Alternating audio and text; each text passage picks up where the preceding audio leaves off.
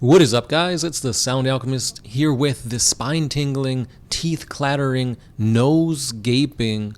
Gershwan. yeah. Because I assumed you were going to try and do everything I said. I'm like, how's he going to gape his nose? He's not. I've done it before in another episode and it hurt, so I learned my lesson. Yeah.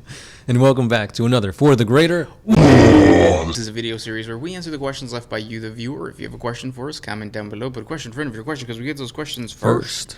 And that is what? Oh, no. Also, we have super thanks. If you guys want to support the channel and you want your question answered next episode, hit us up with the super thanks. If you do, like I said, we'll answer your question. If not, you could also support us on Patreon. It's just $1 a month, and that just helps us create more content. So this super thanks comes from Louis Doyer. Do you guys think it's possible for, say, a rogue space marine chapter working with the Tau to get dope armor and maintain their gear? Oh, that's a different one. Or perhaps a lone space marine that no longer has a chapter join the Tau. They obviously wouldn't fight against the Imperium, but I can see them fighting everything else. So, no. Space Marines are going to be loyal till the end to the Imperium, to the Emperor. Most of the time, because obviously we have seen them go traitor, go rogue, and they do their own thing. But for the most part, I don't see a loyalist space marine saying, I'm gonna, fall back and just go join the Tau, join the greater good, because that would mean forsaking their vow to the Emperor and pledging themselves to the ideology of the greater good. Right. And yeah, that just it wouldn't happen because the space marines are just super pro. Yeah, they're xenophobic. They hate anything xenos. And not just that, but if there is just a lone space marine, chances are they're going to go into like a penitent crusade, or they'll just go out and trying to reclaim their honor till death. Yeah. Now, keep in mind, though, that we are not saying that space marines would not fight alongside the Tau, because they have. That's what High Fleet Leviathan, right? I believe so, yeah. The Imperium was like, okay, so we do need help fighting these guys. It's pointless for us to continue this battle with the Tau and the Eldar. Let's all three of us unify to push back this threat.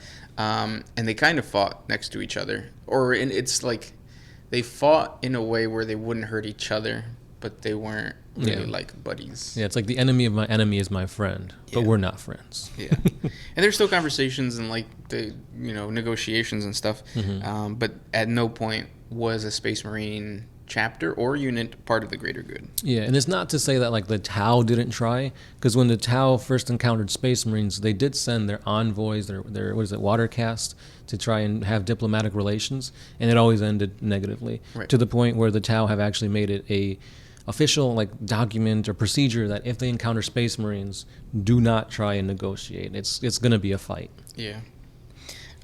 Good question though. Yeah. It would be pretty cool to see this, though, like an integration between Tau Tech and Imperial Tech, and there has been fan art of this, but currently we probably will never see this come to fruition in the lore. Yeah, no canon stuff.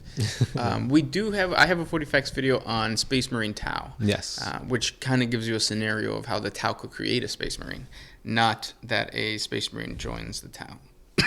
Check it out. This next question comes from CAD Obsidian. Can humans have sex with Xenos like Eldar or Tau? They can try. Yeah. The thing about the Eldar is that even though they look very human, they are not. They are two completely different evolutionary species, where humans obviously evolved from like primates and stuff like that. The Eldar evolved from slugs. But don't tell them that. They'll get mad. Yeah. That's why they call humans Monkey, a.k.a. monkey. Yeah. No.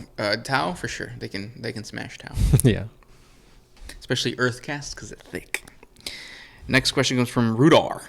Can you literally even, and if so, can you even literally? I tend to dabble in the evens and odds. Yeah. Because I'm oddly even.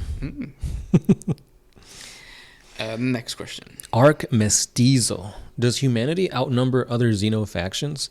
Yes, pretty much humanity is the biggest population of a certain species out in the galaxy, except for the orcs, because they're just everywhere all the time at once. Yes. They're everything everywhere all at once.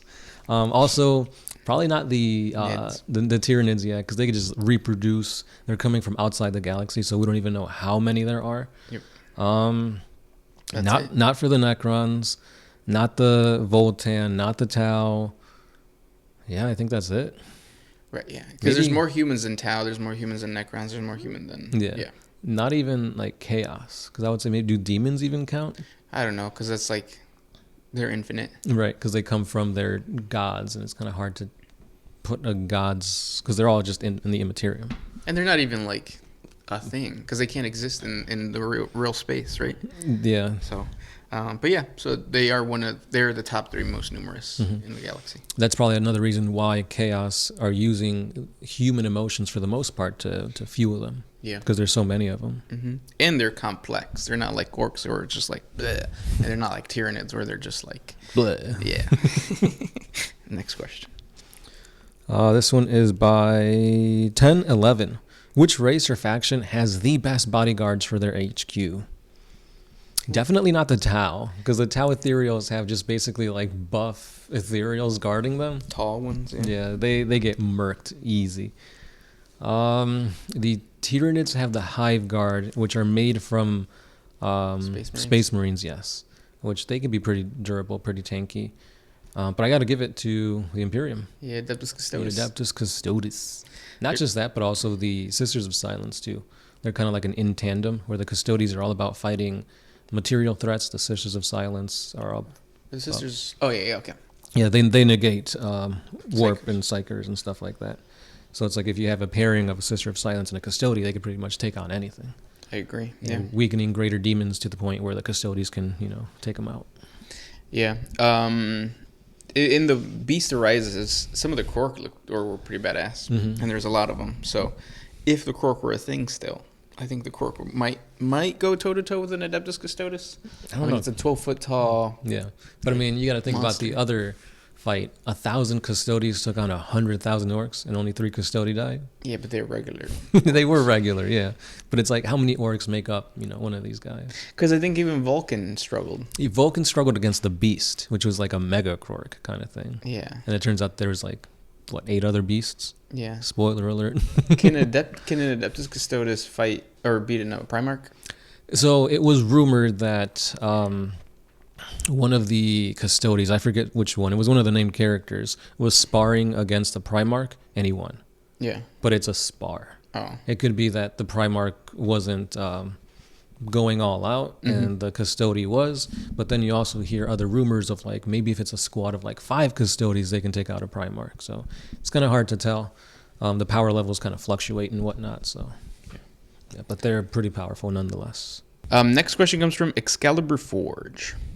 He says, because last time we were talking about different different humans in different planets. Technically, they're all different things. So he says they're all human, because you were talking about the Fenrisians. Yes, they're from Fenris.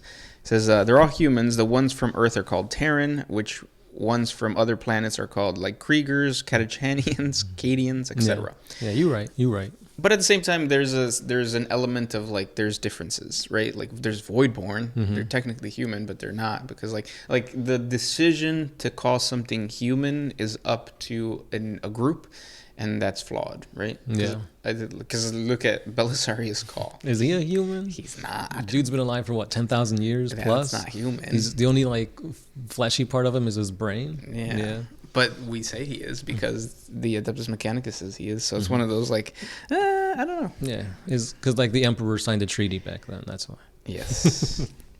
Next question. This next one is by Captain Murphy. If the Emperor were to return as a god, taking energy from all his followers, would that make him a chaos god? And would he not share the same ideals as the original Emperor? Yes and yes. So you think the Emperor coming back as a god, he would not be himself, or he would be himself? No, he wouldn't be. Well, he wouldn't, because he said ideals, right? And I think that's what we were talking about at the top of the video, or at some point, that the Emperor realized, because of the Siege of Terran, because of the whole Horus Heresy, that you can't ignore the fact that religious is the imperial truth is not going to work. Yeah. So I think that ideal's gone, and he would have to, he's a literal god. That's true. So at that point he'd be yeah, you need to worship me, which changes the Emperor completely. So yeah, it doesn't change the Imperium much though, because I feel the Ecclesiarchy already has a pretty good grasp of power and stuff like that.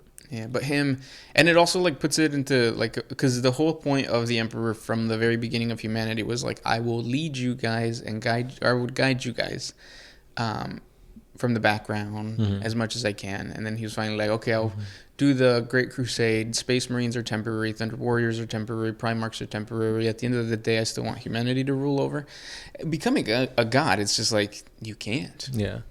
Because now it's like you're not just ruling over them, you're literally giving them your power, like the saints. Yeah. Able to resurrect, able to do like feats unimaginable. That's not humanity doing this. That's godly stuff. So it'd be a completely different emperor than the one in the Great Crusade. Yes, for sure. But you know, that's everybody. There's growth, there's change. That's what happens when you're perpetual and live forever. Yeah, you change. You see yourself inside and out, and you adapt. Yep. Those were the questions for today. If you guys have more questions for us, please comment down below. Thank you guys so much for listening and hanging out with us, and we'll talk tomorrow. That's right. It's been the Sound Alchemist here with Gershwan. And we are out. Oh,